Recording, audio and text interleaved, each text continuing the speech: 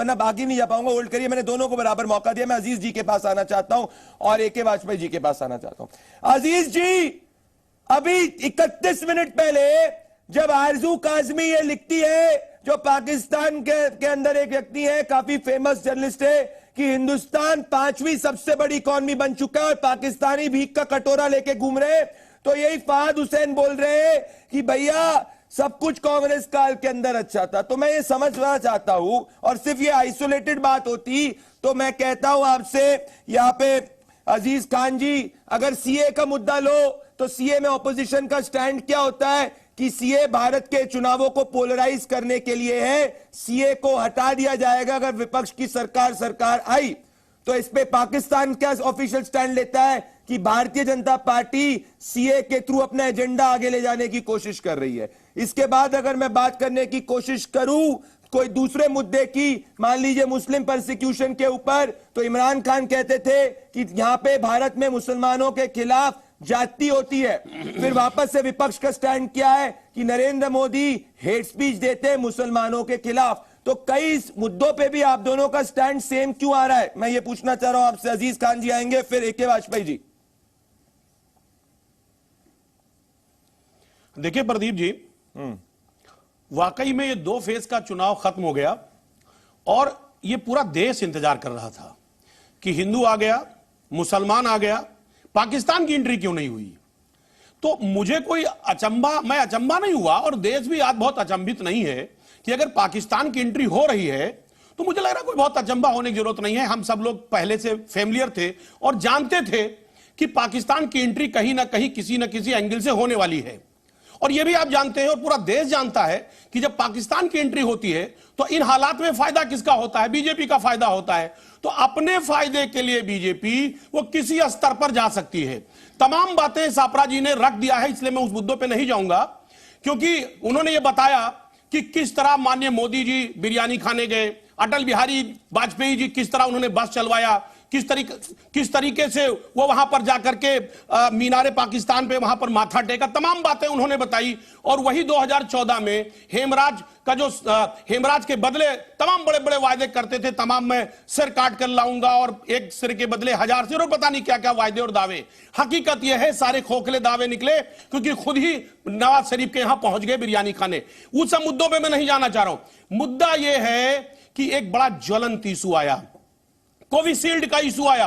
कल से वो बहुत रन कर रहा है बड़े स्तर पर, क्योंकि माननीय मोदी जी, शायद उनको याद है और देश की जनता को याद है, शुक्रिया मोदी जी, शुक्रिया मोदी जी, बड़े बड़े होर्डिंग लगे थे साहब, मैंने वैक्सीन दिया। अरे सुनिए मेरी बात, अरे मेरी बात प्रदीप जी, सबको लंबा वक्त दिया, मुझे बोलने दें आप। सुनी रहा हूं। शुक्रिया मोदी जी, बड़ी होर्डिंगें लगी थी, 80 करोड़ लोगों को लगा दिया कोविशील्ड, और उससे पैसा भी ले लिया, धन उगाही भी किया। सुनिए सर प्रदीप साई, वो मुद्दा ना उछला जाए। तमाम लोगों की मौत हो गई, तमाम खून का थक्का जम रहा है, तमाम लोगों की मौत दौड़ते हुए भागते हुए हो गई, वो बात दब जाए। पाकिस्तान की एंट्री कहीं ना कहीं इस वजह से हुई है। क्या कह रहे हैं प्रदीप जी, यही सच है ना? आप भी बोलिए ना, देश के बड़े पत्रकार हैं, वाजपेयी जी को देश के सर आप बड़े पत्रकार हैं, अजीज जी और ए.के. वाजपेयी जी को सुनिए ना। नहीं सुना सर, देश के बड़े पत्रकार हैं, उस देश की ज्वलंत समस्याओं में भी बात करें ना, ज्वलंत समस्याओं में भी बात करें। कहां तक पाकिस्तान और हिंदुस्तान की बात करोगे आप? कब तक हिंदुस्तान और पाकिस्तान के नाम से देश की जनता को गुमराह किया जाएगा? टॉपिक है इस वक्त जो ट्वीट, टॉपिक से मैं डाइवर्ट होने दूंगा। कोविशील्ड वाली मुद्दे पे मेरे पास बहुत कहने को है, पर मैं अभी नहीं कहूंगा। पर ए.के. वाजपेयी जी, ये मुद्दा अजीज जी के खिलाफ तो एक बात नहीं बोलते। अजीज जी, आपको याद होगा कि जब उत्तर प्रदेश के अंदर बॉम्ब ब्लास्ट हुआ थे, तो उत्तर प्रदेश के अंदर उस वक्त आपकी सरकार थी, और किस तरीके से जो बॉम्ब ब्लास्ट एक्यूज थे उनके लिए आप एक्विटल और मर्सी की बात कर रहे थे। उनके लिए आप कह रहे थे कि उनपे मेहरबानी कर दो।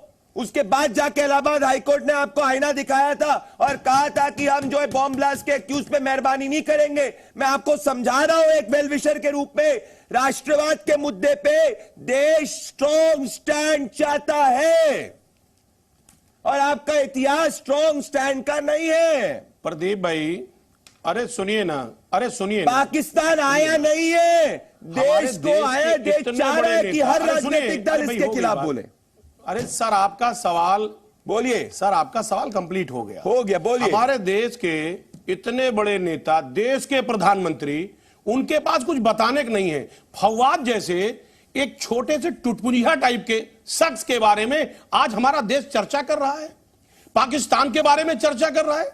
अफसोस है जिसके घर में खाने को नहीं है उस पर चर्चा हो रहा है हिंदुस्तान में। यह सबसे बड़ी, इससे बुरा दिन शायद अब नहीं आ सकता है। आप अंदाजा लगाएं कि गारंटी और विकास खत्म, उसकी नदी सूख गई, उसका समुद्र सूख गया। अब क्या पाकिस्तान को छौंका लगा करके क्या उसको आप उससे सींचना चाहते हैं? अरे भाई आप जवाब दीजिए, 10 साल में आपने क्या काम किया? यही किसानों ने, यही नौजवानों ने आपकी सरकार बनाई थी। आज वो किसान पूछ रहा है कि हमारे लिए आपने क्या किया? पाकिस्तान ये के लोग मुद्दे पे ये हमारी लोग में जो है ना, बात ये बात करता हूं, आप क्यों पेपर नहीं लीक बोल हो गया, नौकरी कहां गई? सुनिए मेरी बात। वाजपेयी जी, आ रहा हूं मैं, साबरा जी और सुन के बात सुनिए ये मेरी बात। लोग बहस नहीं पाकिस्तान समझेंगे। पे नहीं होगा, ये लोग नहीं समझेंगे। क्योंकि हिंदुस्तान के ये नेताओं ने लोग वादा किया था। बिल्कुल नहीं आपने ख्वाब समझेंगे। बेचा था, बालाकोट पे जब घुस के मारा जाता है तो आपको देना उसको भी पड़ेगा। सवालिया निशान लगाते हैं ये लोग। कश्मीर में अलगाववादी जो होते हैं उनको दिल्ली में बुला के बिरयानी ये लोग खिलाते हैं। अरे कौन भूल गया? कौन भूलेगा इन चीजों को? खाली बातों से नहीं चलेगा। आपके हिस्से में जो लिखा हुआ है ना वो मिटाया नहीं जा सकता। कांग्रेस का हिस्से में जो लिखा हुआ है वो काला इतिहास उनका, वो मिटाया नहीं मिटेगा, बिल्कुल नहीं मिटेगा। उधर पठानकोट किसने हक दिया था कि आप देश की सिक्योरिटी में बालाकोट में घुस के जब हम लोगों ने मारा तो उसको क्वेश्चन मेरे पास आप लोगों को मोहब्बत है, आप लोगों को मोहब्बत है। शुक्ला जी के पास आना चाहता हूँ मैं, 30 सेकंड ईच के पास आऊंगा। मैं जनता आप दोनों को सुन रही है और मैं कह रहा हूँ जो एक के ऊपर बोलेगा उसके ऑडियो को मुझे कम करना पड़ेगा। सापरा जी पहले 30 सेकंड आएंगे और एग्जैक्ट